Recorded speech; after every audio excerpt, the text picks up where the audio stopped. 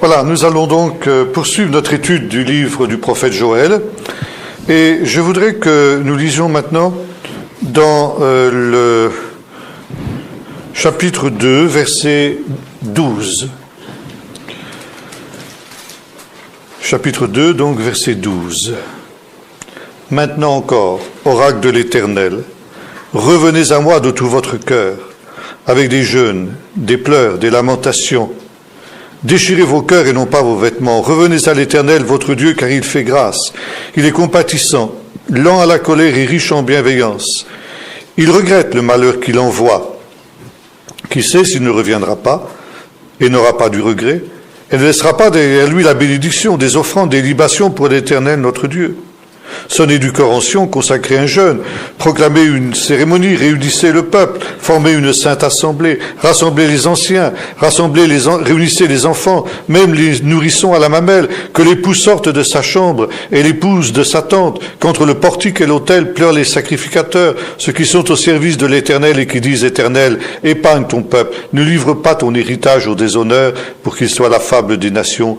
Pourquoi dirait-on parmi les peuples où est leur Dieu? L'Éternel est ému de jalousie pour son pays, il a eu pitié de son peuple, l'Éternel a répondu. Nous avons vu que nous vivons aujourd'hui les derniers moments du temps de la patience de Dieu. Cette patience qui a commencé à la fin du premier chapitre du livre de la Genèse, quand Dieu est entré dans son repos pour laisser place libre à l'homme. Et l'homme a eu la liberté d'agir et d'accomplir selon son propre désir. Et cette liberté dans laquelle Dieu a laissé l'homme, eh bien, arrive au temps de la fin à une impasse, c'est-à-dire à un stade où le monde, l'univers est sur le point de périr, de disparaître à cause des conséquences du péché de l'homme. Aujourd'hui, c'est quelque chose que l'on est en train d'expérimenter. Pendant longtemps, les hommes incrédules se sont moqués de ces affirmations de l'Écriture, considérant que le monde était éternel et par conséquent ne risquait rien. Depuis peu de temps maintenant, mais depuis maintenant quand même quelques années, on a pris conscience que l'existence même de l'univers était menacée, du monde en tout cas. Et aujourd'hui, on parle de tous ces problèmes de pollution, de destruction de l'environnement, toutes choses que déjà la Bible avait annoncées, notamment le livre de l'Apocalypse, et qui, manifestement, ne sont plus maintenant maîtrisables. C'est trop tard. On aurait pu peut-être maîtriser ces choses si on en avait pris conscience, comme le disaient un certain nombre de gens déjà il y a bon nombre d'années. Maintenant, les choses sont allées trop loin. Et ce n'est pas parce que l'on va favoriser les énergies naturelles, etc., que l'on va mettre un terme à cette évolution du monde. Un grand aussi homme de Dieu de cette génération, disparu il y a quelques années maintenant, le professeur Jacques Ellul, analysant la dynamique même du progrès technique, avait conclu que la maîtrise de ce phénomène n'était plus possible, que le progrès technique est devenu ce qu'il appelait une puissance.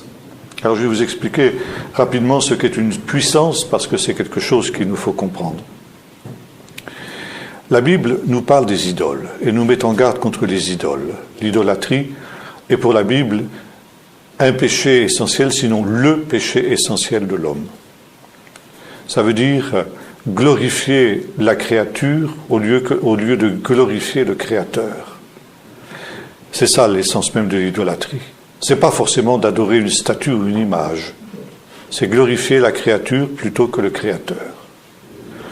Et lorsque l'on crée une idole dans la Bible, ça se dit un ével. Ével, ça veut dire tout simplement rien, néant.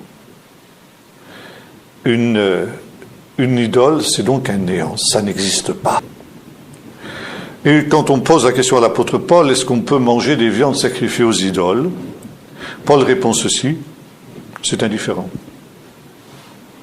Parce que quand on a sacrifié une viande à une idole, on l'a sacrifiée à rien du tout, puisque l'idole, ça n'existe pas. Par définition, ça n'existe pas. Et pourtant, dit l'apôtre Paul, faites quand même attention. Parce que s'il est vrai que l'idole, ça n'est rien, derrière l'idole, il y a une puissance démoniaque. Pourquoi? Parce que dès que l'homme sacralise quelque chose qui finalement n'est rien, eh bien, il ouvre la porte à une puissance des ténèbres qui entre dans ce rien-là et qui en fait quelque chose. Et c'est pourquoi l'idole, c'est quand même quelque chose de redoutable, même si ça n'est rien, parce que derrière l'idole, il y a un démon.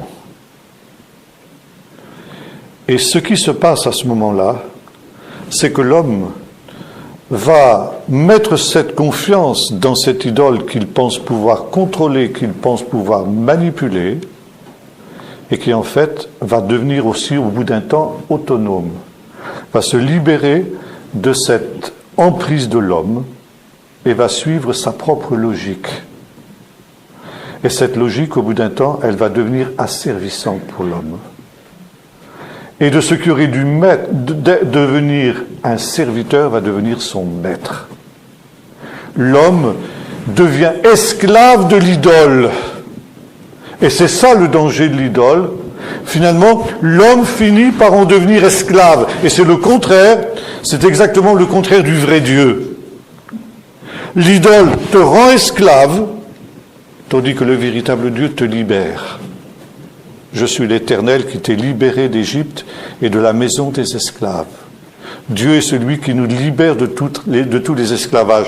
Adorer le vrai Dieu, c'est entrer dans la vraie liberté. Adorer une idole, c'est se rendre esclave de l'idole. Et c'est la raison pour laquelle nous avons affaire à des puissances et à des autorités. Il y a une petite légende dans le judaïsme qui est très intéressante à ce sujet. C'est la légende du golem. C'était une légende qui a été créée par un rabbin qui vivait à Prague au XVIe, XVIIe siècle. C'était l'époque où fleurissait encore la Kabbale qui était dans ses derniers stades. Et la légende dit que, au moyen de ces techniques kabbalistiques, le rabbin avait fabriqué une sorte de robot avant la lettre. Il n'était pas question de robot à cette époque-là. Et on appelait ça le golem. Golem, c'est un mot hébreu qui signifie soi-même. En quelque sorte, c'était un double de lui-même. Le golem, c'était un double de lui-même, ce rabbin. Et ce robot, eh bien, il lui faisait tout son travail. Il lui cirait ses chaussures, il lui faisait sa cuisine, il lui nettoyait sa maison. Enfin bref, c'était quelque chose de très utile. Jusqu'au jour où le golem a échappé à son contrôle. Et le golem ne lui obéissait plus. Et non seulement il ne lui obéissait plus, mais il a commencé à prendre l'ascendant sur son maître. Et au bout d'un temps, c'est le maître qui était soumis au robot. Et non seulement le maître était soumis au robot, mais en plus de ça, le golem a commencé à s'en prendre à tous les voisins. Il les molestait, il les attaquait, il les battait, etc. Et au bout d'un temps, les voisins du rabbin, écoute, mon ami, ton golem, là, on ne peut plus le supporter, il faut que tu trouves une solution. Et comme le golem, nous l'avons vu, c'était un double de lui-même, le rabbin n'a eu d'autre solution que de se suicider. Et ça, c'est très intéressant, parce que c'est justement un petit peu ce qui se passe avec les puissances. Jésus dénonce les puissances, et parmi les puissances, il y en a une qui a servi les hommes depuis tous les temps. C'est la richesse, nous en avons parlé tout à l'heure. Ce que Jésus appelle d'un mot hébreu le mammon. Le mot mammon, c'est un mot très intéressant. Il est composé d'une racine que nous connaissons bien, le mot amen. Amen, c'est presque pareil en hébreu. C'est simplement la prononciation qui diffère. Amen, c'est quelque chose de solide, quelque chose dans lequel je peux mettre ma foi, quelque chose qui me sécurise. C'est tout simplement la vérité. quand nous disons Amen, nous disons c'est vrai. C'est ça que nous disons. Vous vous souvenez que c'était une expression que Jésus employait souvent, Amen, Amen, je vous le dis. On traduit par en vérité, je vous le dis. En hébreu, ça se dit Amen. Amen, c'est donc la vérité. Ce que j'ai reconnu comme vrai, ce sur quoi je construis ma vie, parce que c'est du solide, j'ai reconnu que c'était du solide. Donc je mets ma confiance. Et du mot Amen, vous arrivez au mot la foi. La foi, c'est la certitude, c'est la confiance. Et voilà, nous avons le mammon. Alors devant le mot Amen, on a une autre lettre même, ma. C'est-à-dire ce qui provoque. Ce qui provoque la certitude, ce qui provoque la confiance. La richesse, c'est ce qui provoque ma confiance, mon assurance. Quand je suis dans la richesse, j'ai de l'assurance, j'ai de la confiance. Comme le mot riche dont nous parlions tout à l'heure, mon âme, tu as beaucoup de biens en réserve pour plusieurs années, j'ai confiance. Et Jésus nous dit, vous ne pouvez pas servir de maître. Vous ne pouvez pas servir Dieu et le mammon, parce que le mammon, c'est l'anti-Dieu. Celui qui se confie dans la richesse ne peut pas se confier en Dieu. Il faut choisir. Et voyez-vous, le mammon, la richesse, l'argent, c'est la même chose aussi. C'est quoi? C'est rien. C'est rien. Au début, l'argent, la richesse, c'était du métal. De l'or, de l'argent, d'où le mot argent, justement, qui est resté, bien qu'on n'emploie plus l'argent. Après, c'est devenu du papier. C'était encore moins. Puis après, c'est devenu des écritures. Le compte en banque, le chèque postal, etc. Et maintenant, on en est au stade de l'argent virtuel. La carte de crédit, la carte bancaire. C'est vraiment le cas de dire, c'est plus rien l'argent. C'est même pas quelque chose que vous pouvez toucher, c'est même pas quelque chose de palpable. C'est vraiment une puissance. Rien, Evel. Mais c'est quelque chose devant lequel les hommes se prosternent. Vous vous souvenez de ce geste qu'avait fait le chanteur célèbre Gainsbourg, qui avait brûlé un billet de 500 francs, à l'époque c'était encore en France, devant toutes les caméras de télévision de France. Scandale dans la France entière. Comment? Il a touché au sacré. Il a touché à notre Dieu, brûlé notre Dieu. Vous vous rendez compte? Avec cet argent, plutôt que de le brûler, il l'aurait donné aux pauvres. Mais il a brûlé. Il a fait un acte de profanation. Eh bien, là j'approuve Gainsbourg à 300%. Il a bien fait. Profaner, justement. Profaner le sacré, le faux sacré. Le sacré satanique. Il a bien fait. Je l'approuve. Et voyez-vous, ce rien qu'est l'argent, qui devrait être un serviteur, c'est quelque chose qui a servi l'homme. L'homme croit pouvoir maîtriser cet argent et en fait, il en est esclave. C'est un système, c'est une puissance. Le professeur Jacques Ellul a montré qu'il en était de même avec la technique. La technique, le progrès technique, c'est quelque chose qui maintenant échappe au contrôle de l'homme. C'est aussi quelque chose dans lequel l'homme met sa confiance parce que finalement vous n'avez plus... Tout problème est un problème qui doit se résoudre à un problème technique. Et toute solution est une solution qui ne peut être autre chose que technique. Si vous n'avez pas de solution technique à apporter, vous n'avez aucune solution à apporter en rien. C'est comme ça qu'aujourd'hui raisonnent les hommes. Et précisément, ce progrès technique, qui n'est plus contrôlable, qui n'est plus réversible, nous conduit tout droit à la catastrophe parce qu'il a sa propre logique et il échappe à notre contrôle et il nous conduit dans un mur, droit dans un mur que nous ne pouvons plus éviter.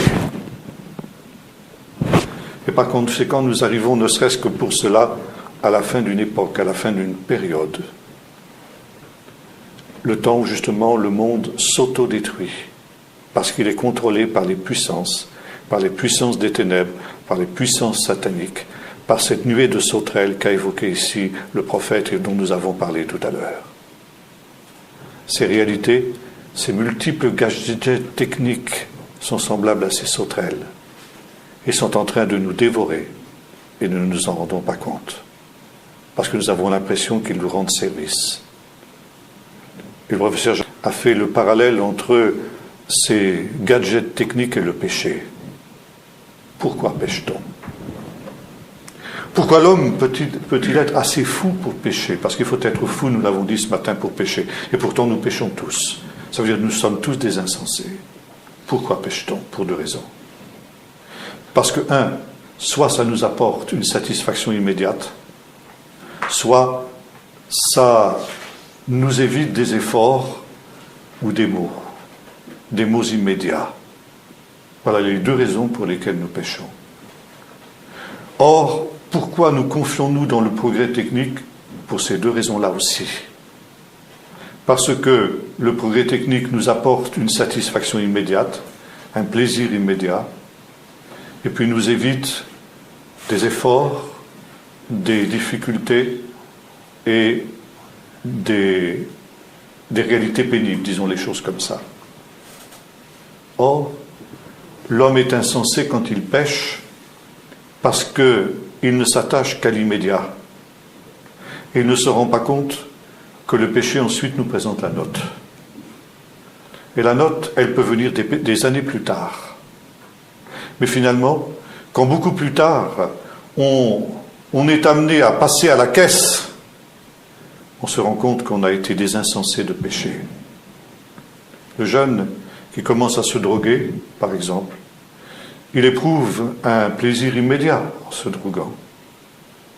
Et il ne veut pas voir, il ne veut pas réaliser que plus tard, eh bien, il va se trouver dans un état de dépendance par rapport à la drogue qui va le détruire, mais il sera trop tard. Le jeune, ou moins jeune, qui n'est pas sérieux par rapport au mariage, obtient aussi une satisfaction immédiate. Mais il ne se rend pas compte qu'il est en train d'hypothéquer toute sa vie future, toute sa vie familiale future. Et voyez-vous, le progrès technique agit exactement de la même manière.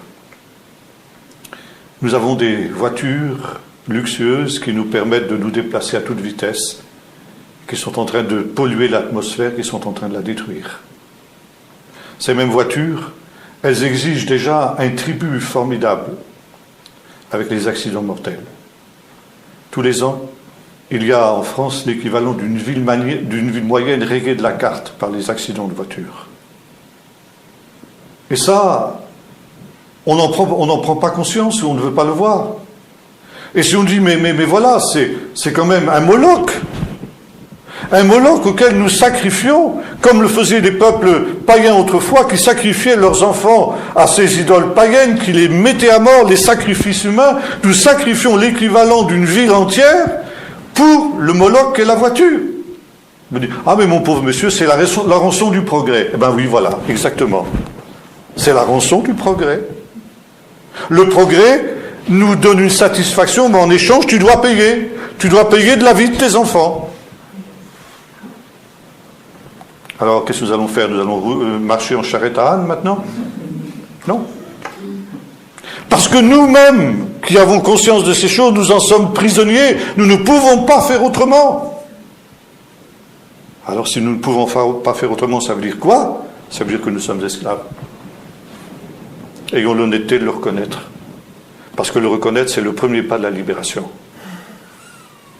Ça veut dire que justement, là aussi, eh bien, nous ne pouvons pas faire autrement, mais nous pouvons faire le minimum. Essayer de faire le minimum. C'est déjà un acte de libération.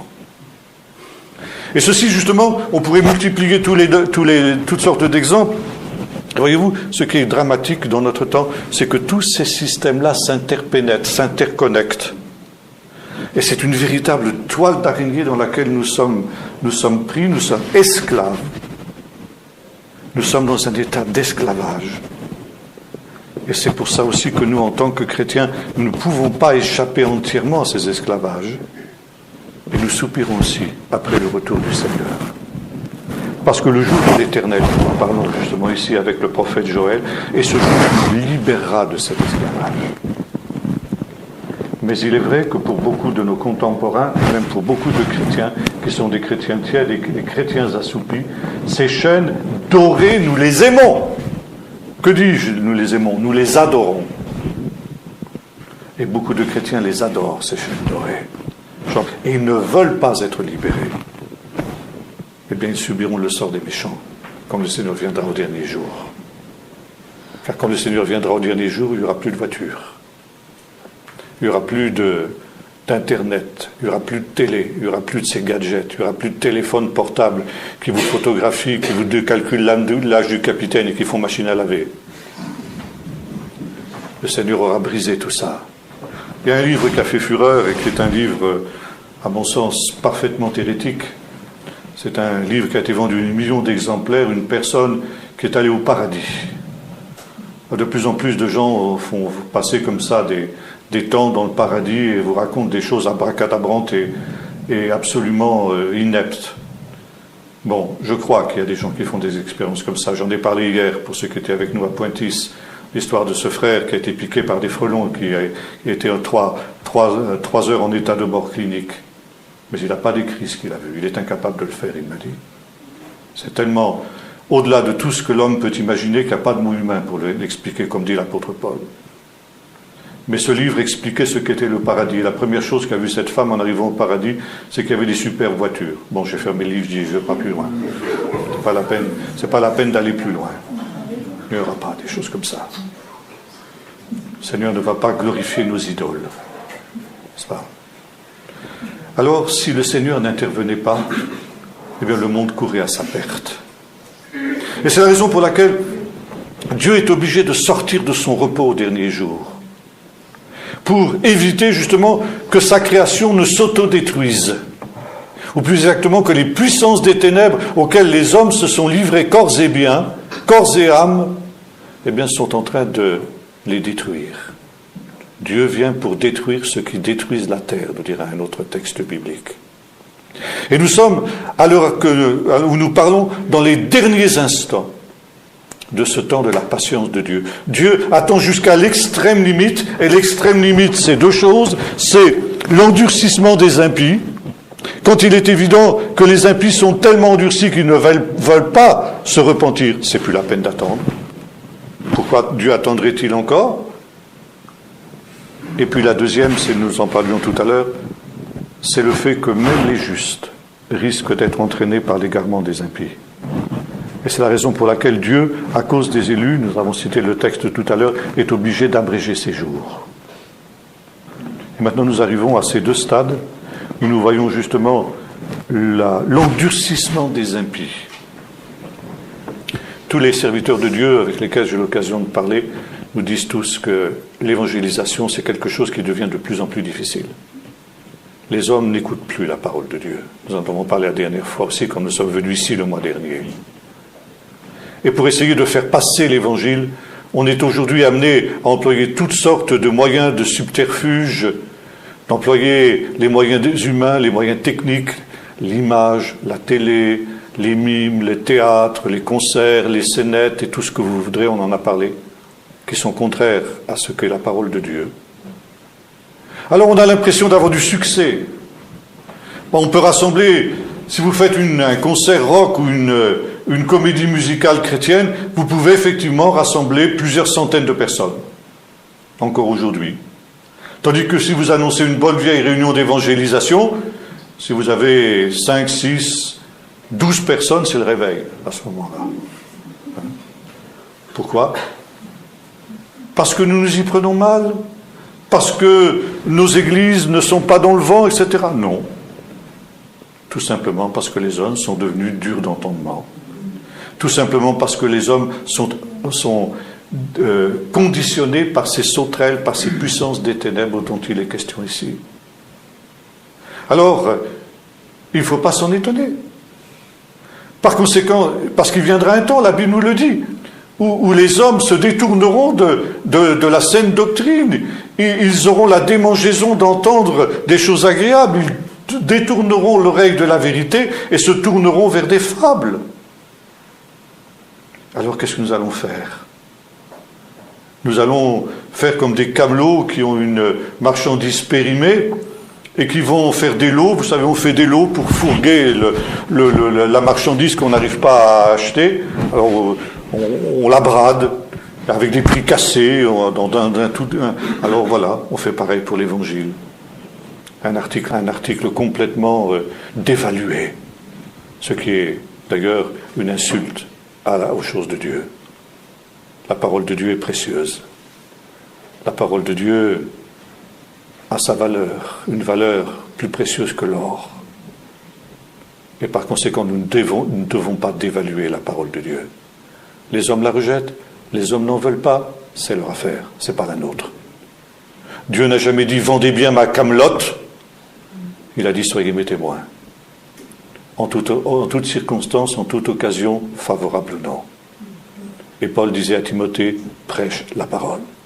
Il ne disait pas « fais des spectacles », il ne disait pas « fais des pantomimes », des clowneries. Certaines églises en sont arrivées là. Mais prêche la parole. Et si justement la parole est rejetée, c'est le signe que nous arrivons au temps de la fin. Et précisément, le deuxième aspect, c'est aussi le fait que les justes risquent d'être entraînés par l'égarement des impies. Nous avons tous des combats. Et si vous n'en avez pas, alors je vous plains. Ou bien vous êtes inconscient, et c'est très grave. Ou bien alors vous êtes déjà vaincu. C'est pour ça que vous n'avez plus de combat. Mais si nous sommes vraiment des enfants de Dieu, alors nous avons des combats. Et des combats de plus en plus durs, de plus en plus difficiles. Et ça aussi, vient un temps où nous disons, Seigneur, c'est plus possible, je vais lâcher. Alors le Seigneur dit, bien oui, justement, maintenant est le temps où je vais me lever pour abréger ces jours, pour que les justes ne succombent pas. Et ça, c'est quelque chose qui doit nous encourager aussi. Donc, le jour de l'Éternel. Et bien, justement, il y a ce texte que nous avons lu, maintenant encore. Et ça, c'est un des mots-clés du livre du prophète Joël. Maintenant encore. Maintenant encore, ça veut dire, nous sommes dans un intertemps. Nous sommes dans un temps où ces deux dispensations, si j'ose dire, s'interpénètrent, s'interconnectent. Le temps de la patience de Dieu qui arrive à sa fin et le temps du jugement qui est commencé. Je disais tout à l'heure à plusieurs à table, une société comme la nôtre qui est en train de faire par tous les moyens la promotion de l'homosexualité, y compris à l'école maternelle. Il y a un film actuellement qui a été rejeté mais qu'on est en train de remettre sur la table par la bande. Je ne sais pas, une histoire de lune, je ne sais pas quoi, le clair... Pardon ? Le baiser de la lune, voilà, exactement. Qui a pour but d'enseigner aux enfants à l'école maternelle que l'homosexualité est une conduite aussi valable que l'hétérosexualité et le mariage. Une société qui fait ça, c'est une société qui est déjà sous le jugement de Dieu. Paul nous dit ça dans la première épître aux Romains, dans le premier chapitre de l'épître aux Romains. Il nous dit, connaissant le jugement de Dieu sur ceux qui pratiquent ces choses, non seulement ils les font, mais ils approuvent, et on dirait même maintenant, ils condamnent même ceux qui les condamnent. Non seulement ils approuvent ceux qui les font, mais ils condamnent les autres. Il y a déjà des pasteurs en Suède qui se sont retrouvés en prison pour avoir dénoncé l'homosexualité. Et ça, Paul nous dit, ils sont déjà sous un jugement de Dieu. Dieu les a livrés. Par contre, nous sommes déjà ici dans cette interconnexion de ces deux temps. La fin de la patience de Dieu et le début du temps des jugements de Dieu. Et tous ces catastrophes auxquelles nous assistons, sont aussi ces signes. Nous retrouvons déjà ces signes dont nous parlons ici, que nous avons évoqués tout à l'heure dans le livre du prophète Joël. Et voilà, il dit, maintenant encore. Ça veut dire dans ce temps où il est tard, très tard. Mais il n'est pas encore trop tard. Maintenant encore, revenez à moi de tout votre cœur. Un ultime temps de grâce.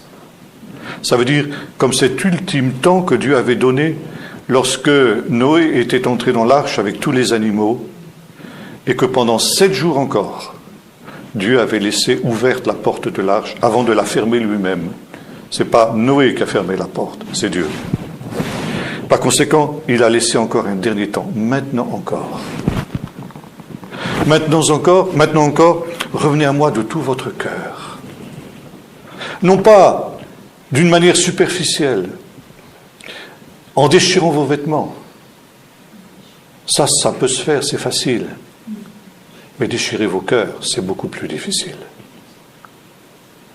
On est aussi dans cette situation Ou d'ailleurs, j'en ai parlé la dernière fois, le mot repentance maintenant est banni de la plupart de nos églises, même de nos Bibles. Les Bibles modernes ont supprimé le mot repentance, comme elles ont supprimé le mot péché, c'est merveilleux. Nous ne sommes plus des pécheurs, mes frères et sœurs. Nous ne sommes plus des pécheurs. Non, c'est fini. C'était autrefois, ça. Maintenant, nous ne sommes plus des pécheurs. C'est pourquoi nous sommes tous plus que vainqueurs. L'armée du Seigneur est une armée qui va de victoire en victoire, n'est-ce pas? Voilà. Alors, déchirer son cœur, ça c'est autre chose. Et on ne veut pas déchirer son cœur. On ne veut pas se remettre en question. On ne veut pas se sanctifier dans la présence du Seigneur. Alors on cherche toutes sortes de recettes. On se rend bien compte que les choses ne vont pas. On se rend bien compte que les églises périclitent. Mais on cherche des recettes. On cherche des recettes pour essayer de remédier à ça. Qu'est-ce qui ne va pas? C'est qu'on n'est pas tout à fait au goût du jour. L'Église, c'est quelque chose de vieillot. Alors il faut que nous nous mettions à la portée des gens de notre temps, il faut que nous soyons tout à tous. Aujourd'hui, tout le monde fait de la télé, n'est-ce pas? Tiens, alors faisons de la télé, nous aussi, l'Église. Comme ça, au moins, on va toucher le monde. Le monde, maintenant, les jeunes du monde, ce qui les intéresse, c'est le rock. Alors faisons aussi des concerts rock. On va attirer les jeunes. Et ça, c'est le commencement et la fin de la sagesse de l'Église. Ça veut dire un suivisme lamentable de ce qui se fait dans le monde. Au lieu d'être une église prophétique, ça veut dire une église qui est en avance sur le monde. Les prophètes sont des gens qui sont toujours en avance sur leur temps. Nous courons comme des misérables, comme des vieux coureurs qui n'ont plus de souffle. Nous courons derrière un monde qui va de plus en plus vite et que nous avons toujours de plus en plus de mal à suivre. Et nous faisons une pâle imitation de ce qui se fait dans le monde. Car je ne suis pas un adepte du rock du tout. Mais je suis bien persuadé que les rockers chrétiens sont loin de valoir sur le plan de talent les rockers qui viennent dans le monde. Ça veut dire que nous donnons de minables spectacles qui imitent minablement ce qui se fait dans le monde. Alors il ne faut pas s'étonner. Mais c'est des recettes, vous comprenez. Il y avait une personne qui disait il y a quelque temps de cela, le réveil qui vient, je vous en parlais tout à l'heure du réveil qui vient. Le grand réveil qui vient, celui qui est prophétisé par Joël. Dans les derniers temps, dit Dieu, je répondrai de mon esprit sur toute chair. Alors il y a un réveil qui vient, frères et sœurs, réjouissons-nous. Nous sommes en route vers un formidable réveil. Et ce réveil, il va venir, disait cette sœur-là, par la louange. C'est formidable, vous comprenez? Pas de prix à payer. Pas besoin de se remettre en question. Pas besoin de se repentir. Pas besoin de se sanctifier. Simplement louer le Seigneur. Dans, évidemment, les rythmes et les chansons du monde. Hein. Il y en a une autre qui disait dernièrement, c'était en Corse quand j'étais là-bas, disait, mais il faut revenir au Shabbat. Quand nous reviendrons au Shabbat, le Seigneur va envoyer le grand réveil. C'est ça, c'est à cause de ça, parce que l'Église a transformé le Shabbat au dimanche, c'est pour ça que nous sommes dans cette situation aujourd'hui. Revenons au Shabbat, et le Seigneur va nous bénir. D'ailleurs, depuis que je respecte le Shabbat, le Seigneur m'a tellement béni que je me suis dit que ça va être la bénédiction pour l'Église. C'est une recette. C'est une recette. Ça t'évite de déchirer ton cœur. C'est une manière de déchirer tes vêtements. Et tu vas d'ailleurs déchirer à ce moment-là l'Église du Seigneur, parce qu'en revenant au Shabbat, tu vas introduire de nouvelles divisions dans l'Église. Et puis ça n'apportera rien du tout. C'est des recettes. Il n'y a qu'un seul chemin, le vieux chemin. Revenez à moi de tout votre cœur, dit le Seigneur. Avec des pleurs, des lamentations. Déchirez vos cœurs et non pas vos vêtements. Et lorsque l'on fait ceci, nous dit le texte ici, le Seigneur entend. Il est tard, mais il n'est pas trop tard. Et un autre mot-clé dans le livre du prophète Joël, mot « qui sait ». Qui sait si le Seigneur ne reviendra pas, s'il ne regrettera pas le mal qu'il avait pensé faire. Nous avons parlé ce matin du Seigneur qui fait du bien et du mal. Nous avons dit que cette idée, c'est une idée choquante pour nous, mais c'est une idée biblique. Le Seigneur fait le bien et le mal. Et c'est pourquoi Dieu parfois regrette le mal qu'il avait pensé faire ou qu'il a fait. Et voilà, ici, il y a cette interrogation, qui sait? C'est le mot-clé du livre. Et c'est en cela, justement, que la prophétie, nous avons l'occasion de dire ça déjà quand nous avons parlé du prophète Zacharie la dernière fois, me semble-t-il. Eh bien, c'est la différence entre les vrais et les faux prophètes. La prophétie biblique, ce n'est pas quelque chose qui est prédéterminé d'avance, comme par un ordinateur. Ou comme dans l'islam, Mektoub, c'est écrit, ça va s'accomplir, obligatoirement, il n'y a rien à faire. Ce n'est pas du fatalisme. Dieu avertit en disant, si vous faites comme ça, si vous continuez comme ça, voilà ce qui va se passer. Mais si vous vous repentez, si vous cessez de pratiquer vos mauvaises œuvres, alors ça n'arrivera pas. Et Dieu, justement, veut que les choses n'arrivent pas. C'est pourquoi il nous avertit. Voilà ce qui va se passer. Nous avons parlé de Ninive aussi, je crois, la dernière fois, et ce matin nous avons aussi parlé de cela, où Dieu envoie le prophète pour dire encore 40 jours et Ninive est détruite. C'est arrêté, ça y est, c'est décidé, il n'y a rien à faire. 40 jours. Et le roi de Ninive, quand il entend ça, dit, eh bien, faisons un jeûne, repentons-nous, que chacun abandonne ses mauvaises voies. Qui sait si Dieu ne se repentira pas? Et Dieu le fait. Au grand désespoir de Jonas, qui dit, ben, Seigneur, moi j'ai l'air de quoi d'un faux prophète dans cette affaire? Eh bien, c'est la même pensée ici chez Joël, parce que Joël et Jonas sont des prophètes de Dieu, l'un comme l'autre. Qui sait? Or déjà, le fléau est en cours, les fléaux sont en cours. Mais il y a des choses qu'on ne peut pas, sur lesquelles on ne peut pas revenir. Mais on peut changer un peu le cours des choses, l'intensité des choses. Le Seigneur a envoyé déjà les sauterelles, et déjà une bonne partie du pays est ravagée, nous le lisons dans le texte. Et pourtant, le Seigneur entend, il voit la repentance de son peuple, et il envoie un vent qui va disperser ces sauterelles, qui vont se noyer. Une partie dans la Méditerranée, la mer occidentale, et une partie dans la mer Morte, la mer orientale.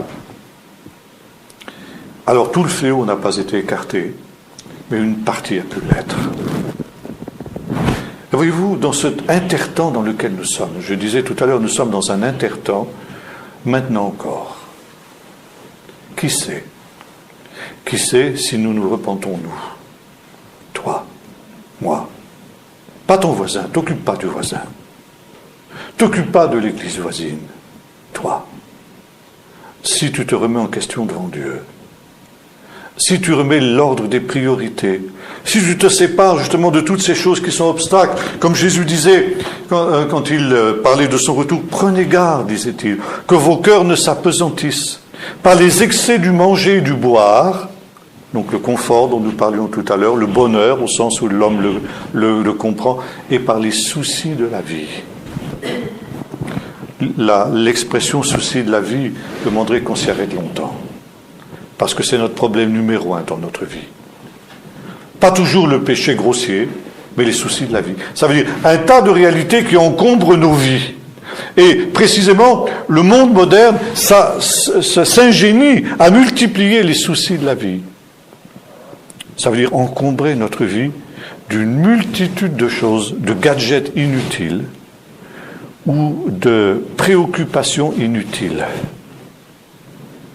Ça peut être, je ne sais pas moi, prochaines vacances. Dès que les gens rentrent de vacances, ils pensent aux prochaines vacances. C'est ça leur préoccupation essentielle, parce qu'on vit seulement pendant les vacances. C'est là qu'on vit intensément, c'est là qu'on vit vraiment. Et un pasteur de mes amis, qui est pasteur dans la région parisienne, me disait que quand les gens rentrent de vacances, à la fin du mois d'août, début septembre, il faut plusieurs semaines pour remettre l'église sur les rails, disait-il. Parce que les gens, pendant les vacances, ont pris des mauvaises habitudes. Et ça, beaucoup de pasteurs peuvent le dire. Ça fait partie des soucis de la vie. Soucis de la vie, la réussite. la réussite dont elle est professionnelle, une promotion. Alors on vise une promotion. La réussite des enfants aux examens. Moi je ne dis pas que ce n'est pas important, faites pas dire ce que je ne dis pas. Mais disons, ce sont des choses qui deviennent premières dans la vie des gens. Les soucis de la vie, c'est ce à quoi Marthe était astreinte, vous vous souvenez. Quand le Seigneur lui dit, Marthe, Marthe, tu t'agites pour une foule de choses inutiles. Une seule chose est nécessaire. Et Marie a choisi la bonne part. Or, choisir la bonne part, ce n'est pas quelque chose qui est évident.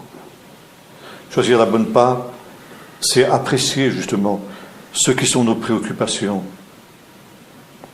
Je vais vous donner un petit exemple, je ne sais pas si j'en ai parlé ici. J'étais dans une église dans le sud de la France il y a quelque temps de cela, un dimanche matin.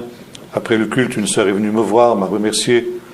Et bon, elle me dit, le sujet que vous avez annoncé pour cet après-midi, ça m'intéresserait, mais je ne pourrais pas être là. Parce que vous comprenez, j'ai l'anniversaire de ma petite fille de 2 ans. Je dis, mais c'est pas possible. L'anniversaire de sa petite fille de 2 ans l'empêche de venir écouter la parole de Dieu et de plus quelque chose qui l'intéresse. Quand on raisonne comme ça, on montre qu'on a choisi. On a choisi le monde contre Dieu. Sa petite fille de 2 ans, elle a besoin de tout son après-midi pour fêter son anniversaire. La petite fille qui ne sait même pas qu'elle a 2 ans, à 2 ans, elle n'est même pas consciente que c'est son anniversaire. Elle commence seulement à prendre conscience. Et on sacrifie les choses de Dieu simplement pour fêter un anniversaire d'une petite fille de 2 ans. On montre qu'on a choisi les soucis de la vie contre Dieu. Quelqu'un me disait aussi, mais un pasteur me disait, bien, il y a un match important ce soir à la télé, alors il y aura moins de monde à la réunion ce soir. Ah oui, qu'est-ce que vous voulez? Là aussi.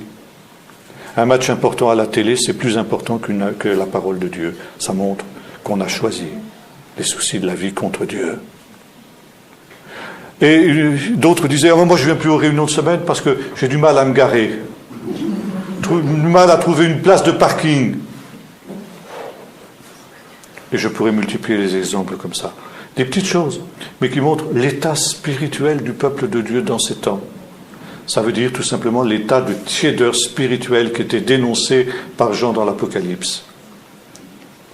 Tu n'es ni froid ni bouillant, tu es tiède. Tu n'es pas froid, puisque de temps en temps, quand tu n'as rien de mieux à faire, bien sûr, tu vas aux réunions. Quand tu n'as rien de mieux à faire.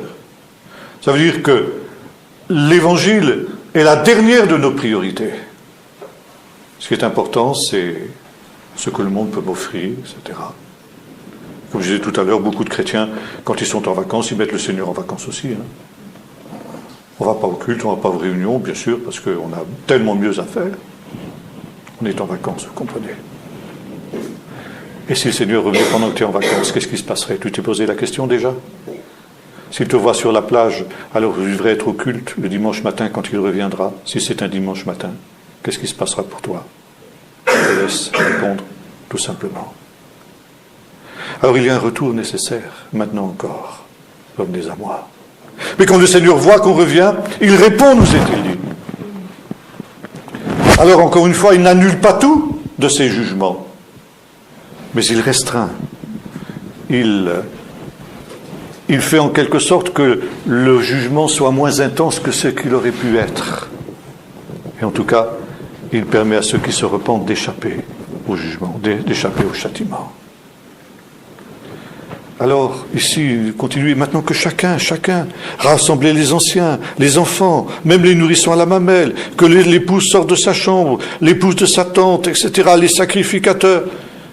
C'est pas regarder au voisin, c'est lui qui devrait se repentir. D'ailleurs, je le connais, vous savez. Vous savez le caractère qu'il a, mais il a vraiment besoin de se repentir. Merci pour ce que vous avez dit, parce que j'ai pensé que ça vraiment, ça lui ferait du bien. Il en a besoin. Ah, ça c'était bien. Je remercie le Seigneur pour ce que j'ai entendu aujourd'hui. Oui, mais toi, tu es peut-être concerné aussi. Peut-être encore plus que le voisin. Vous savez, cette histoire que Nathan avait raconté à David, vous vous souvenez, après le péché de David, tuer Uri le Héthien. Je raconte cette histoire de cet homme qui avait une toute petite brebis et qui avait un voisin qui avait des dizaines et des centaines de brebis et qui avait pris la brebis du pauvre pour la prêter pour un visiteur. Et David a dit, oh, c'est un monstre ce bonhomme-là, il a pu faire une chose pareille. Oh, ben alors là, il mérite la mort. Oui, il dit, Nathan, cet homme c'est toi. Alors, faisons attention là aussi. Ah, c'est bien pour le voisin. Oui, peut-être pour toi ce soir. C'est peut-être à toi de te remettre en question. Le Seigneur entend et il répond. Et ça, c'est justement la merveille de Dieu. Dieu est celui qui voit quand un homme se repent. Alors, quand quelqu'un le cherche vraiment, met sa vie en règle, débarrasse sa vie de tout ce qui est vain, de tout ce qui est inutile, parce que c'est ça ce dont nous avons besoin. Ces choses qui nous cachent la face de Dieu. Un pasteur me disait, eh bien, mes gens ne lisent plus la Bible. Pour deux raisons. Parce qu'ils sont devant la télé et devant Internet. Alors, si ton œil est pour toi une occasion de chute, disait Jésus, arrache-le, jette-le loin de toi. Si ta main est pour toi une occasion de chute, coupe-la et jette-la loin de toi. Ce n'est pas en arrachant ces choses que tu vas acquérir un mérite devant Dieu, mais tu enlèves un obstacle à la communion avec Dieu. Et tu reviens dans l'essentiel. À la loi, au témoignage, disait le prophète, si on ne parle pas ainsi, il n'y aura pas d'aurore pour le peuple. Alors, il faut faire un tri chez soi. Un tri dans tous ces soucis de la vie. Est-ce que ma vie n'est pas encombrée d'une foule de choses vaines, d'une foule de choses inutiles? Est-ce que je ne pourrais pas me passer de ces choses? Est-ce que j'ai vraiment besoin de cela? Et vous savez, quand on fait ces choses-là, on se rend compte que, finalement, on ne vit pas plus mal. Je dis, mais je ne pourrais jamais me passer de ça. Mais si, tu verras que, au contraire, ce ne sera pas une vie au rabais que tu vas vivre, ça va être un surcroît de vie seulement.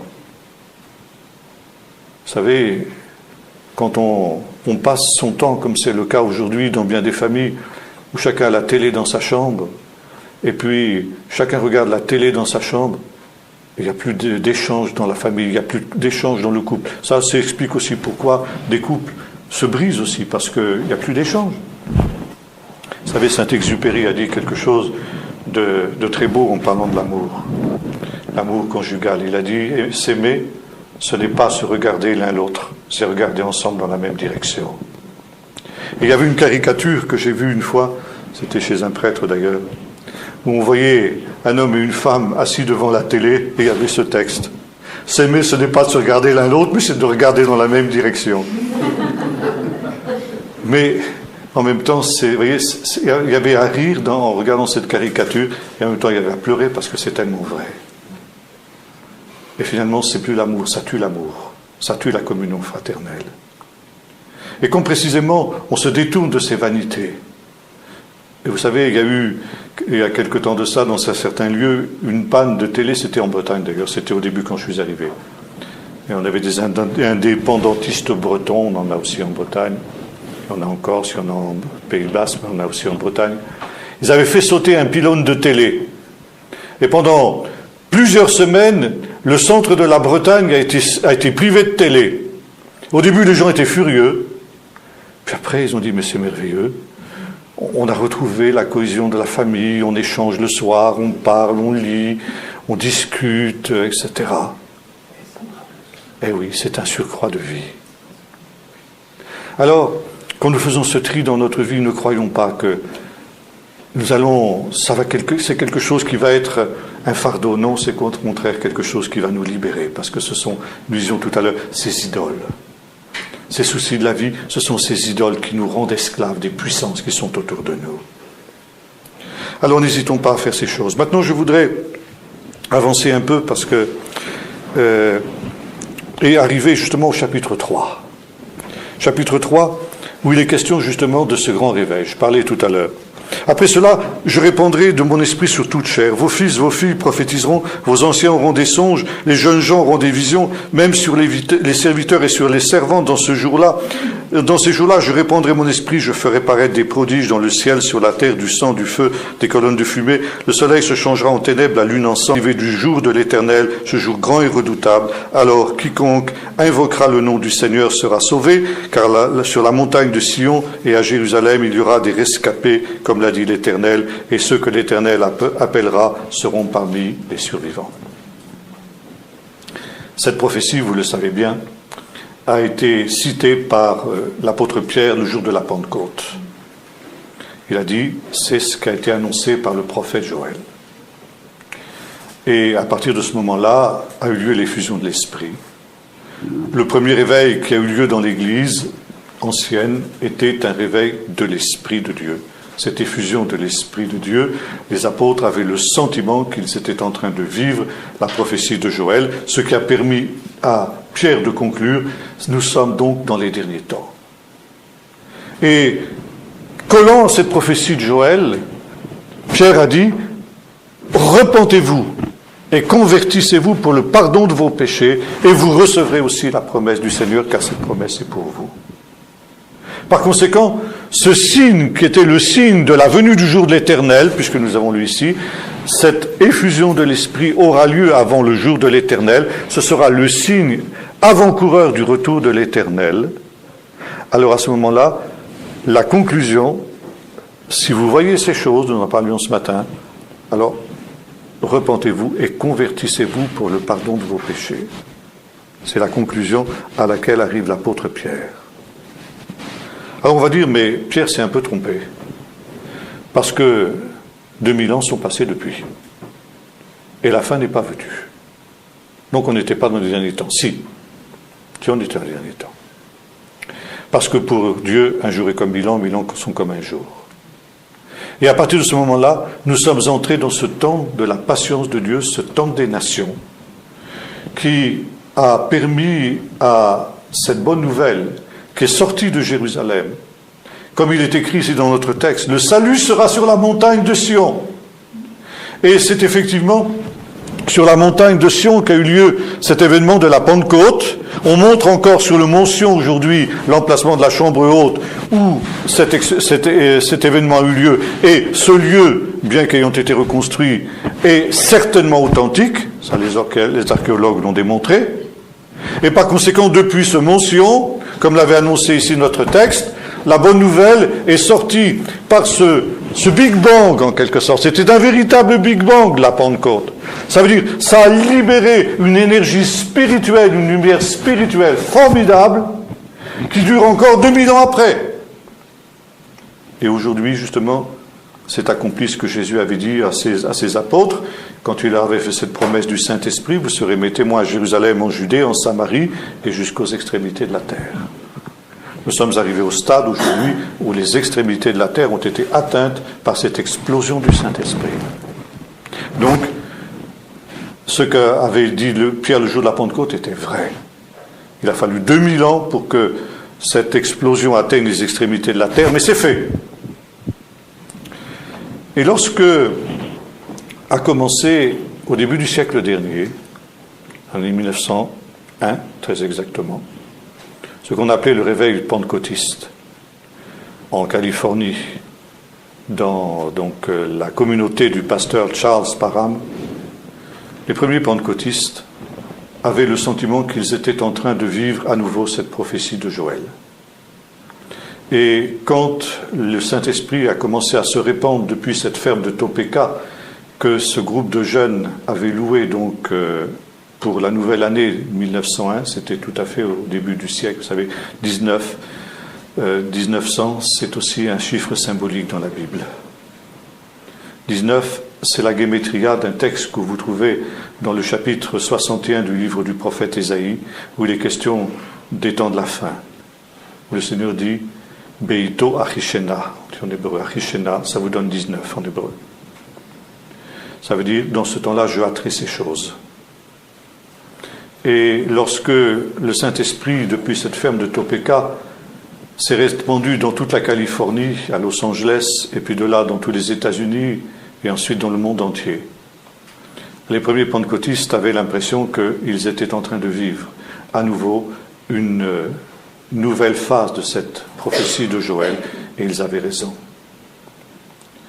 Et en même temps, ils considéraient, avec raison également, que cette explosion du Saint-Esprit était un des derniers signes avant le retour de Jésus. Parce que justement, notre texte de Joël nous dit « Alors viendra le jour de l'Éternel, je vous enverrai ce réveil avant que ne vienne le grand jour de l'Éternel. » Et l'évangile qui était prêché à cette époque-là, qu'on appelait l'évangile carré, tournait autour de 4 affirmations. Jésus sauve, Jésus guérit. Le miracle de la guérison avait été aussi remis en honneur par les premiers pentecôtistes. Jésus baptise dans le Saint-Esprit. Et enfin, Jésus revient. Donc ce sentiment de l'urgence, parce que nous étions proches du retour du Seigneur. Et cette urgence, elle a continué à se manifester aussi par le fait que ces gens voulaient répandre ce message dans le monde entier le plus rapidement possible avant que le Seigneur ne revienne. Et en 1911, avait eu lieu en Scandinavie, je ne sais plus si c'était en Suède ou en Norvège, peu importe, une convention mondiale de Pentecôte. Et là, une prophétie avait été donnée. Il disait ceci: ce réveil de Pentecôte a été la dernière manifestation de la grâce de Dieu à cette génération. Et bien qu'il y ait eu des choses extraordinaires, le monde et l'Église n'a pas reçu ce réveil. Et par conséquent, je vais envoyer mes jugements. C'est la dernière occasion que vous avez de vous rassembler. Pendant des années, vous ne pourrez plus vous rassembler. Des années qui vont être ravagées par les jugements de Dieu. 1911. 3 ans plus tard, 1914, est intervenue la Première Guerre mondiale. Et comme l'annonçait cette prophétie, les conventions de Pentecôte n'ont plus pu avoir lieu jusqu'à la fin de la guerre. Et le grand docteur de la Pentecôte, qui était Donald G., déclarait ceci: à partir de la fin de la Première Guerre mondiale, les choses n'ont plus jamais été ce qu'elles étaient. Le réveil de Pentecôte a perdu de son intensité et de sa puissance. Il avait connu l'avant et il avait connu l'après. Nous avons tous connu l'après, n'est-ce pas? Personne d'entre nous n'a connu le début du siècle. Et nous n'avons pas de recul suffisant pour voir la différence entre l'avant et l'après. Nous avons pris le train en marche quand le train était déjà en train de ralentir. Et pour nous, la vitesse à laquelle va le train, c'est sa vitesse normale. Mais ceux qui avaient pris le train au début disaient non, le train il a ralenti. Et après la Deuxième Guerre mondiale, il en a été de même. Le train a encore ralenti. Et aujourd'hui, le train, eh bien, il est pratiquement en panne. Alors, d'aucuns de nous dire, mais c'est rien. Le grand réveil qui a été annoncé ici par Joël, il est encore à venir. C'est seulement maintenant que nous allons voir des choses grandioses et des choses encore plus extraordinaires que ce qui a été vu jusque maintenant. Alors, bon, je voudrais qu'il en soit ainsi. J'ai cru. Ça fait 50 ans que j'entends parler de ce grand réveil qui vient. Mais je crains hélas que ceux qui parlent ainsi ne soient dans une dangereuse illusion. Ce qui est certain, c'est que ce réveil a eu lieu, comme le prophète l'avait annoncé. Jeunes gens ont eu des visions, les vieillards ont eu des songes, les sacrificateurs, les servantes. Puis, à partir des années, la fin des années 60, c'est-à-dire après la guerre des 6 jours, toutes les églises ont été touchées, y compris l'église catholique. Et aujourd'hui, eh bien, ces réalités sont en train de s'essouffler. Et je pense qu'effectivement, maintenant nous entrons dans un autre temps, parce que c'est ce que la Bible annonce, un temps d'apostasie. un temps de tiédeur spirituelle. Nulle part dans la Bible, je ne lis que le Seigneur viendra dans un temps de grand réveil. Alors beaucoup nous disent, non, il viendra après le grand réveil. Mais maintenant, nous avons des moyens extraordinaires de diffusion de l'Évangile que l'apôtre Paul n'avait pas. Nous avons la télé, la radio, nous avons Internet, nous avons un tas de moyens pour diffuser l'Évangile. Nous allons pouvoir faire infiniment mieux que l'apôtre Paul. Ah oui, moi j'attends de voir. Ça fait déjà pas mal de temps qu'on a ces moyens extraordinaires. Mais quand je lis Jacques Ellul, et cette analyse pertinente qu'il a faite de ces moyens modernes, ces idoles dont nous parlions tout à l'heure, ces idoles, elles ne vont pas véhiculer l'Évangile. Parce que comme disait Jacques Ellul, le médium est le message. Ce qui intéresse l'homme, c'est pas tant le message qui est véhiculé par le médium, c'est le médium lui-même. Il prenait un exemple, prenez une scène de rue, une scène banale, les rues d'une grande ville, un jour où la ville est animée, vous avez les passants qui vont et qui viennent, vous avez les voitures qui circulent, etc. Personne ne regarde, personne ne fait attention. C'est une scène tellement banale à laquelle tout le monde est habitué que personne n'y regarde. Prenez une caméra, filmez cette scène, passez-la à la télé, tout le monde va regarder. Ce qui ne regardera pas dans la rue le regardera parce que ça passe à la télé, parce que la télé, c'est le message. Ce qui intéresse l'homme, c'est pas tant ce qu'il voit que le fait qu'il le voit à la télé. Parce qu'il est séduit, il est fasciné par le miracle que représente la télé. C'est un miracle. Comment je peux voir une scène qui est en train de se passer aux extrémités du monde? Mais c'est un miracle. Bien oui, c'est un miracle. C'est le miracle de la technique. Et c'est ça qui éblouit l'homme. Et par conséquent, ce qui l'intéresse, c'est pas tant ce qui est véhiculé par ce moyen-là que le moyen lui-même. Les peuples qui n'ont jamais eu de radio, vous leur donnez une radio, ils vont écouter n'importe quoi. Parce que c'est simplement le fait d'avoir cette boîte qui diffuse de la musique, qui diffuse des paroles, etc. Alors ça peut être aussi bien n'importe quoi. L'essentiel, c'est on est fasciné par ce miracle de la technique. Et le moyen remplace la fin, remplace le but. Et on va pas dire, je vais le diffuser par ce moyen-là. Non. Ce qui va intéresser ton auditeur, à part quelques exceptions, bien sûr, je ne dis pas qu'il n'y a pas des gens qui se convertissent par la télé ou qui se convertissent par la radio, ça existe. Mais attendre de ça un grand miracle, un grand réveil, parce que c'est le moyen qui va faire le réveil, non. Au contraire, ça rend l'Évangile encore moins accessible, certainement moins accessible que dans une bonne vieille réunion d'évangélisation où il y a un contact humain, parce que rien ne remplace le contact humain. Jésus était un homme de contact. Quand il guérissait les malades, il leur imposait les mains. Le lépreux qui était un paria, il le touche avant de le guérir. Ça veut dire, il montre un contact humain, une communion que vous n'avez pas dans les médias. C'est impossible. Alors encore une fois, je ne dis pas que le Seigneur ne peut pas employer ces moyens-là, mais ils seront beaucoup moins efficaces que la prédication directe de la parole. Je vais m'arrêter là pour cet après-midi. Nous allons reprendre ce thème du grand réveil ce soir parce que je crois que c'est important avant de conclure.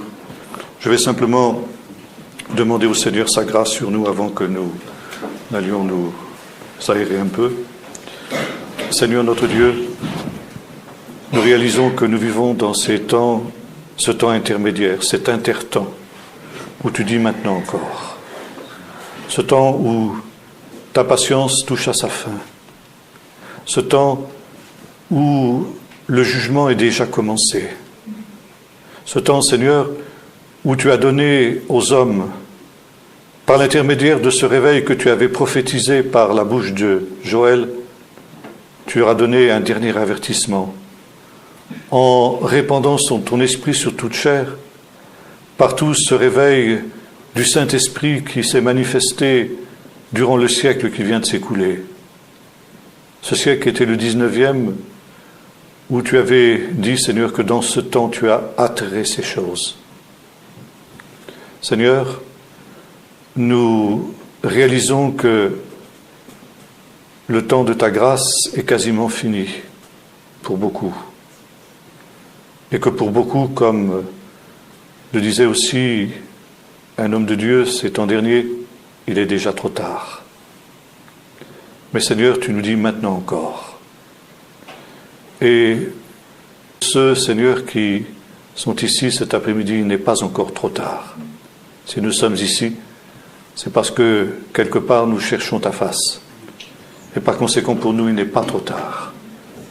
Et tu nous dis, maintenant encore, revenez à moi de tout votre cœur.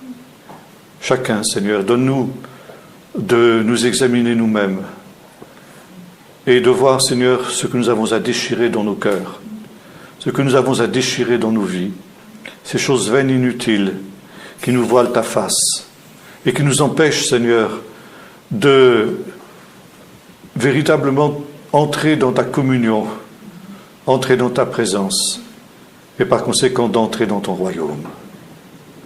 Tu nous rappelles au travers de cette bouche du prophète que seuls ceux qui accepteront de se dépouiller d'eux-mêmes entièrement pourront échapper dans ce jour terrible et redoutable qui arrivera. Alors Seigneur, donne-nous d'abandonner, de nous dépouiller de tout ce qui pourrait être obstacle, de tout ce qui pourrait être inutile et vain, afin non seulement, Seigneur, que nous apprenions à vivre mieux, mais que nous apprenions, Seigneur, aussi à t'écouter mieux. Seigneur, délivre-nous de toutes ces puissances d'idolâtres qui nous asservissent, de toutes ces chaînes, Seigneur, qui sont sur nous et que nous confessons, Seigneur. Nous confessons que nous sommes esclaves avec les hommes qui nous entourent, de toutes ces puissances, Seigneur, auxquelles ils se sont livrés corps et âme. Mais Seigneur, tu es celui qui nous délivre de la maison d'Égypte et de toutes les formes d'esclavage. Seigneur, brise nos chaînes et donne-nous, Seigneur, de les secouer pour que nous sortions libres et que nous nous mettions en marche vers ton royaume, vers la Jérusalem céleste qui vient. Donne-nous de quitter les Babylones de ce monde, comme Abraham avait quitté, Seigneur, Ur en Chaldée, pour se mettre en route vers le pays que tu nous montres, vers cette Jérusalem qui a des solides fondements, dont tu es l'architecte et le constructeur. Donne-nous de ne pas regarder en arrière comme la femme de Lot, après avoir mis la main à la charrue, mais d'être de ceux qui persévèrent jusqu'à la fin et qui atteignent le but au nom de Jésus. Amen.